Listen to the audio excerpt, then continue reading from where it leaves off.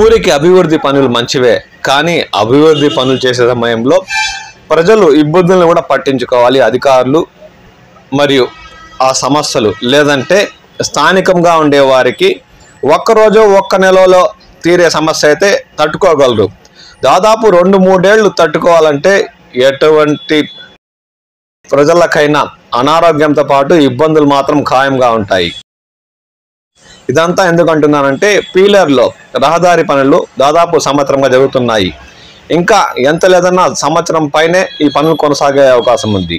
ఇప్పుడు పీలర్కి వెళ్ళాలంటేనే ద్విచక్ర వాహనాలతోనేమి ఎటువంటి వాహనంలో ప్రయాణించాలన్నా అరచేతిలో ప్రాణాలు పెట్టుకుని ప్రయాణించే పరిస్థితి దాపరించింది. రహదారి అయితే చాలా గతుకులమయంగా మారి రాకపోకలు సాగించే వాహనదారులకు మరియు స్థానికులకు తీవ్ర ఇబ్బందికరంగా మారింది. స్థానికులు ఏమంటున్నారంటే అభివృద్ధి పనులు మంచిదే, కానీ అవి నిర్వహించేటప్పుడు ఆ సంస్థలు కానీ అధికారులు కానీ తగు జాగ్రత్తలు తీసుకొని స్థానిక ప్రజలకైతేనేమి వాహనదారులకైతేనేమి ఇబ్బంది లేకుండా చూడాలని వారు వాపోతున్నారు.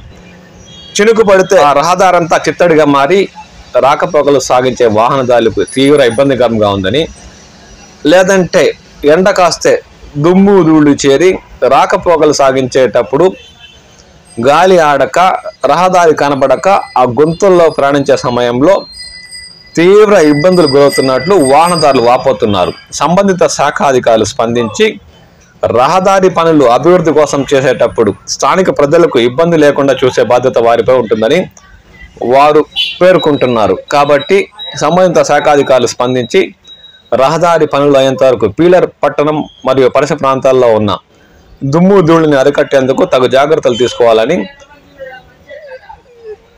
రహదారిని తారు రోడ్డుతో నిర్మించి ఆ పనులు పూర్తయ్యేంత వరకు తగు జాగ్రత్తలు తీసుకోవాలని వారు కోరుతున్నారు.